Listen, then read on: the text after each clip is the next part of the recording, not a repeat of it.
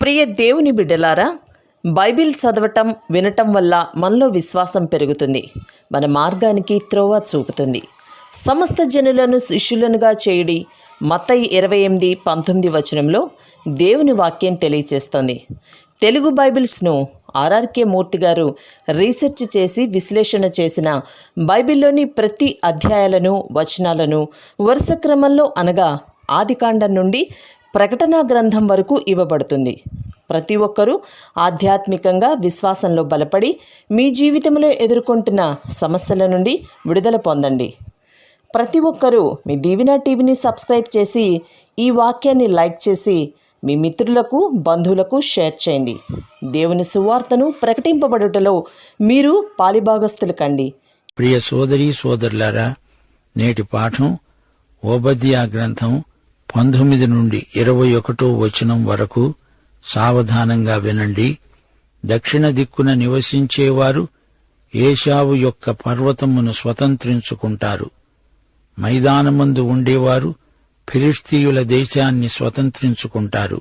మరియు ఎఫ్రాయిమీయుల భూములను, షోమ్రోనుకు చేరిన పొలమును వారు స్వతంత్రించుకుంటారు. బెన్యామీనీయులు గిలాదు దేశమును స్వతంత్రించుకుంటారు. మరియు ఇశ్రాయేలీయుల దండు అనగా వారిలో చెరపట్టబడిన వారు సారెపతు వరకు కనానీయుల దేశమును స్వతంత్రించుకుంటారు. యెరూషలేము వారిలో చెరపట్టబడి సెఫారాదునకు పోయినవారు దక్షిణ దేశపు పట్టణాలను స్వతంత్రించుకుంటారు. మరియు ఏశావు యొక్క కొండకు తీర్పు తీర్చడానికి సీయోను కొండ మీద రక్షకులు పుడతారు. అప్పుడు రాజ్యము యెహోవాది అవుతుంది. శ్రోతలు వింటున్నారా? దక్షిణాన ఉన్నవారు యూదా బెన్యామీను గోత్రాలు. వారు ఇశ్రాయేలు భూమి అంతటినీ స్వాధీనపరుచుకుంటారు. దక్షిణాది ప్రాంతం మైదానము, పర్వతసీమ, ఇది 3 విభాగాలు. 12 గోత్రాలు వచ్చి ఎదోమును పూర్తిగా ఆక్రమించుకుంటారు. సీయోను కొండ మీద రక్షకులు. ఇక్కడ రక్షకులు అంటే న్యాయాధిపతులు అని అర్థం. చివరికి రాజ్యమంతా యెహోవాదే. దేవా, నీ రాజ్యము వచ్చునుగాక. ఇదే ఈ రోజున మన ప్రార్థన. జకర్యా గ్రంథం 14 అధ్యాయం 9 వచనం, యెహోవా సర్వలోకమునకు రాజై ఉంటాడు. ఆ దినమున యెహోవా ఒక్కడే అని ఆయనకు పేరు. ఒక్కడే అని ఈ పేరు అందరికీ తెలియబడుతుంది. రక్షణ ప్రాతిపదిక మీద నిర్మించబడిన రాజ్యం. యేసుక్రీస్తు యొక్క సువార్త సారాంశమిదే. ఇందులో దేవుని కృప మనకు ప్రత్యక్షమవుతుంది. మోషే, ఆ తరువాత న్యాయాధిపతులు వచ్చారు. దేవుని ప్రజలను నడిపించారు. జెరుబ్బాబెలు వచ్చాడు. ఆ తరువాత మెక్కాబీయులు. వీరందరూ దేవుని ప్రజలను విమోచించినవారు. అయితే ఈ విమోచన ప్రక్రియ క్రీస్తునందు పరాకాష్ఠను చూపుతోంది. యేసు రాజ్యం మన ధ్యేయం. ప్రియ శ్రోతలు వింటున్నారా? ఏశావు తన దాయాదులైన ఇశ్రాయేలుకు చేసిన కీడు అంతా ఇంతా కాదు. నీ సోదరుని శ్రమానుభవము చూచి నీవు ఆనందించావే, ఇది భావ్యమా? అంత క్రౌర్యం నీకు తగదు. యెరూషలేమును శత్రువు ముట్టడిస్తూ ఉంటే నీవు శత్రుపక్షంలో చేరావు. యూదా వారిని కష్టదశలో మరీ వేధించావు, ఏడిపించావు. దేశాన్ని కొల్లగొట్టిన సొమ్ములో శత్రువుల నుండి కొంత తెచ్చుకున్నావు. నీకు దయాదాక్షిణ్యాలు బొత్తిగా లేవు. కర్కశంగా వ్యవహరించావు. తప్పించుకుపోయే వారిని కూడా విడిచిపెట్టకుండా వారిని హతమార్చావు. నీ ఘాతుకానికి నావారని పరాయివారని భేదం లేదు. ఎదోమీయులు యూదులతో సహవారసులు గదా. వారు యాకోబు సంతతి, మీరు ఏశావు సంతతి. మానవుడు తన సోదరునికి కీడు చేయడం పాశవిక లక్షణం. ఏశావు పర్వతాన్ని, ఫిలిష్తీ దేశాన్ని, గిలాదును, సారెపతు ప్రాంతాలన్నింటినీ ఇశ్రాయేలు 12 గోత్రాల వారు తిరిగి స్వాధీనపరుచుకుంటారు. ఆదికాండం 26 అధ్యాయంలో రెహబోతు అనే పేరు ఇస్సాకు తవ్వించిన బావికి పెట్టబడింది. దానికి అర్థం, ఇప్పుడు యెహోవా మనకు ఎడము కలుగజేశాడు గనుక ఈ దేశమందు అభివృద్ధి పొందుతాము అనుకుని రెహబోతు అనే పేరు పెట్టారు. ఓబద్యా ప్రవచనాలలో తిరిగి రెహబోతు అనే పేరు సార్థకమైంది. ఇశ్రాయేలీయులు తమ దేశమును స్వతంత్రించుకొని అభివృద్ధి కలిగి క్షేమము భద్రత అనుభవిస్తారు. రెహబోతు. యాకోబు సంతతి నలుదిశలకు విస్తరిస్తారు. ఉత్తరానికి, దక్షిణానికి, తూర్పు పడమరలకు విస్తరిస్తారు. దేవుని వాగ్దానం నెరవేరుతుంది. సీదోనులోని సారెపతులో బందీలుగా ఉన్నవారిని విడిపించి తెచ్చారు. చెరలో ఉన్న వారికి విడుదల. యుద్ధం తరువాత శాంతి. ఇరుకు నుండి విశాలత. యొర్దాను ఇరువైపుల ఉన్న భూభాగం మీద విజయం. విభేదాలు తొలగిపోయి అన్ని గోత్రాల మధ్య సమైక్యత కలిగి వారు ఎంతో ఆనందించారు.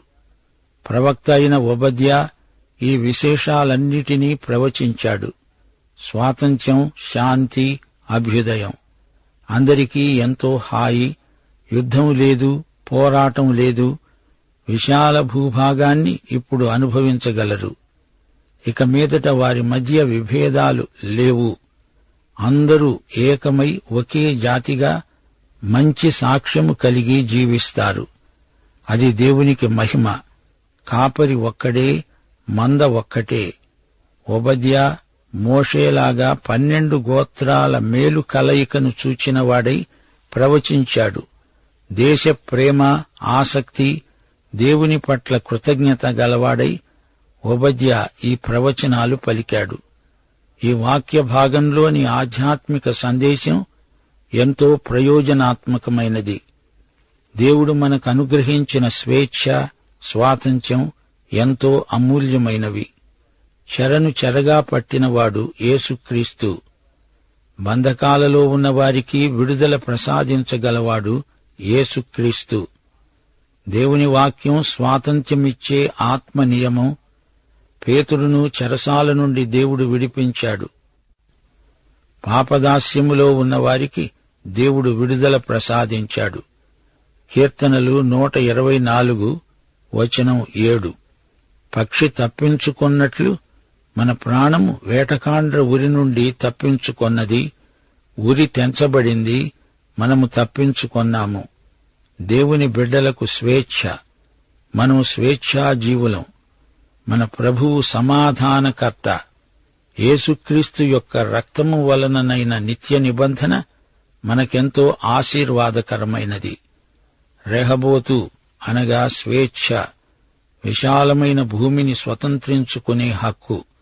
మన సువార్తలో రెహబోతు అనే నినాదం నిక్షిప్తమై ఉన్నది. దేవునికి స్తోత్రం. యేసుక్రీస్తు విమోచన రెహబోతు. రక్షణ బావులపై రెహబోతు అని రాయబడి ఉంది. నిబంధన కృపలన్నిటిపై లిఖించబడి ఉన్న నినాదం రెహబోతు. కల్వరి రక్తంతో రాయబడిన అక్షరాలు రెహబోతు. అనగా మనకు విశాల దేశం స్వాస్థ్యంగా లభించింది. యోబు గ్రంథం 36 అధ్యాయం 16 వచనం. బాధలో నుండి ఆయన నిన్ను తప్పిస్తాడు. ఇరుకులేని విశాల స్థలానికి ఆయన నిన్ను తోడుకొని పోతాడు. రెహబోతు. ప్రియ శ్రోతలు, వింటున్నారా? యొర్దానుకు ఇరువైపుల ఉన్న భూమి మనదే. అనగా ఈ లోకంలో, పరలోకంలో విజయం మనదే. సాత్వికులు ఈ లోకాన్ని స్వతంత్రించుకుంటారు. ఆత్మ విషయమై దీనులైన వారిదే పరలోక రాజ్యం. లోకం, జీవితం, మరణం, ప్రస్తుతమందున్నవి, రాబోయేవి అన్నిటిపై అత్యధిక విజయము దేవుడు తన బిడ్డలకు వాగ్దానం చేశాడు. ఈ లోకం మట్టుకే మన విశ్వాసం పరిమితం కాదు. పరలోక మహదైశ్వర్యానికి మనం వారసులం. సమాధానమనే బంధము చేత ఆత్మ కలిగించే ఐక్యమును మనం కాపాడుకోవాలి. రాళ్లు అనేకములు గాని వాటితో నిర్మించబడిన మందిరం ఒక్కటే గదా. పిల్లలు ఇంట్లో చాలామంది ఉంటారు. ఇల్లు ఒక్కటే, కుటుంబం ఒక్కటే. కొమ్మలు అనేకం గాని ద్రాక్షావల్లి ఒక్కటే. అవయవాలు ఎన్నో ఉన్నాయి, శరీరమొక్కటే. ప్రభువు బల్ల సహవాసం మనకు సమైక్యతను నేర్పుతోంది. యోహాను సువార్త 17వ అధ్యాయంలో ప్రభువు విజ్ఞాపన ప్రార్థన చేస్తూ అన్నాడు, తండ్రి, మనము ఏకమై ఉన్నలాగున విశ్వాసులు ఏకమై ఉండాలి. పరిశుద్ధాత్మ ప్రేమాత్మ, విశ్వాసులందరినీ ఐక్యపరిచే ఆత్మ. అనైక్యత పరిశుద్ధాత్మను దుఃఖపరుస్తుంది. ఆదిమ సంఘంలాగా నేడు కూడా దేవుని సంఘం ఐక్యత కలిగి ఉండడం ఎంత మేలు, ఎంత మనోహరం. విశ్వాసులందరూ ఏకమై ఉండాలని, తద్వారా లోకము వీరి సమైక్యతను చూచి దేవుణ్ణి మహిమపరుస్తుందని ప్రభువు ఆశించాడు. ప్రియ శ్రోతలు వింటున్నారా? దక్షిణ దేశమైన యూదా విస్తరించి ఏశావు కొండను స్వాధీనపరచుకున్నది. పడమటి ప్రాంతంలో ఉన్నవారు ఫిలిష్తీ తీరాలను జయించాలి. ఉత్తరాన ఎఫ్రాయిము, సమరయ్య పునరుద్ధరించబడతాయి. యొర్దానుకు తూర్పు దిశగా బెన్యామీను గిల్యాదును కలుపుకుంటుంది. సారెపతు లెబనానులో ఉత్తరాన తూరుకు సీదోనుకు మధ్యన ఉంది. దక్షిణాది రాజ్యాలను నెగెబు అంటారు. అది సీనాయి ద్వీపకల్పం. దేవుడు వాగ్దానం చేసిన భూమి అంతా ఇశ్రాయేలు స్వతంత్రించుకుంటారు. దేవుడు అబ్రహాముకు వాగ్దానం చేసిన భూమి అంతా 3,00,000 చదరపు మైళ్ల విస్తీర్ణం గలది. ఇశ్రాయేలీయులు ఎంత పోరాడినా 30,000 చదరపు మైళ్ల భూభాగం కంటే ఎక్కువ స్వాధీనం చేసుకోలేకపోయారు. ఏశావు యొక్క కొండకు తీర్పు తీర్చడానికి సీయోను కొండ మీద రక్షకులు పుడతారు. రక్షకులు అంటే విమోచకులు, న్యాయాధిపతులు. అప్పుడు రాజ్యము యెహోవాది అవుతుంది. దేవుడు చరిత్రలో తన సంకల్పమునే నెరవేర్చడానికి నిరాఘాటంగా ముందుకు సాగుతున్నాడు. సీయోను కొండపై తాను అభిషేకించిన రాజును ప్రతిష్ఠిస్తాడు.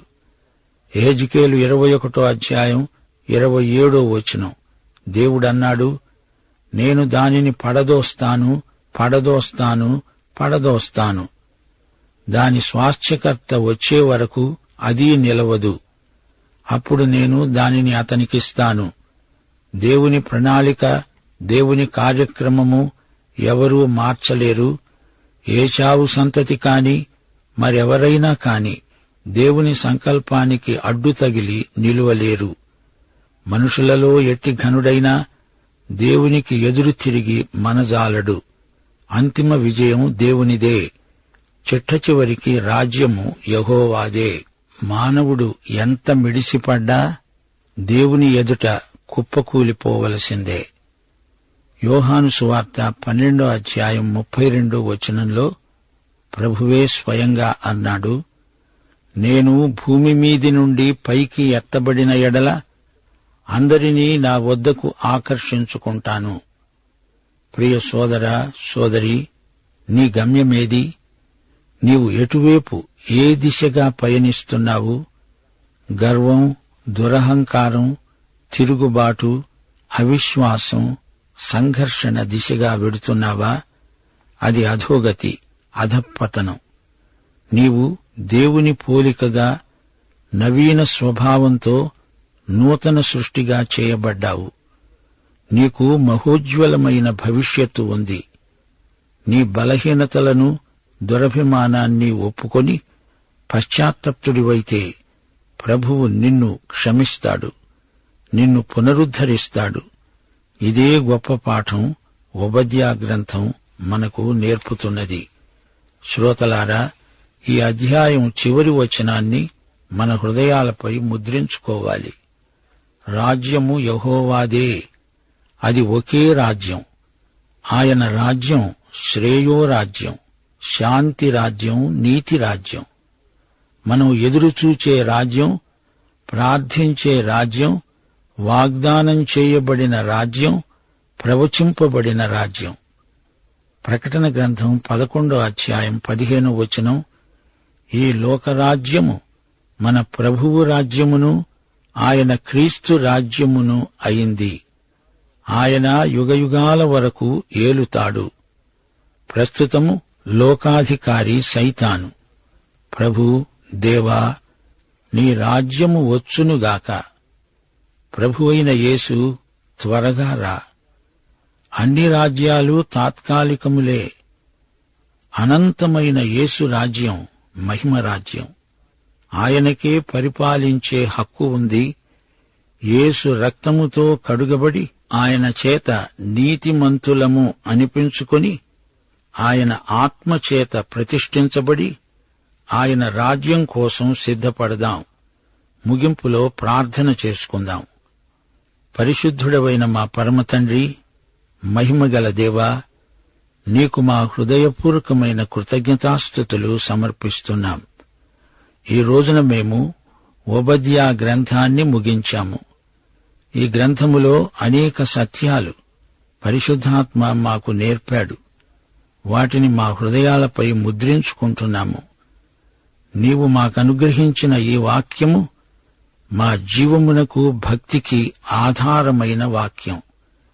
నీ వాక్యమును మా హృదయాలలో భద్రపరచుకొని దానిని పెంపొందించుకొని జీవితాలకు అన్వయించుకొని తద్వారా మేము మేలు పొందినట్లు, ఇతరులతో ఈ సాక్ష్యాన్ని పంచుకొని వారిని కూడా నీ రాజ్యము దిశగా మరల్చునట్లు మాకు మీ సహాయము దయచేయమని, ఈ సమయమందు శ్రోతలందరూ విన్న వాక్యం, విశేషించి ఓబద్యా గ్రంథ సందేశం వారి జీవితాలకు ప్రయోజనకరమగునట్లు ఆశీర్వదించుమని, దేవుని రాజ్య ప్రణాళిక, దేవుని రాజ్య సందేశం ప్రతి ఒక్కరి హృదయములో సంచలనాత్మకమైన ఒక నూతన క్రియ జరిగించున్నట్లు ఆశీర్వదించి మహిమ పొందుమని, సైతానీయమైన దుష్ట శక్తులన్నిటినీ లయపరిచి దూరపరచుమని, నీ రాజ్యము సమీపమై ఉన్నదనే సత్యము సమస్త ప్రజలు గ్రహించున్నట్లు నీ వాక్యము ప్రకటించే వారికి నూతన అభిషేకము దయచేయమని, మహిమ పొందుమని యేసుక్రీస్తు వారి దివ్యనామమున ప్రార్థన చేస్తున్నాము తండ్రి. ఆమేన్.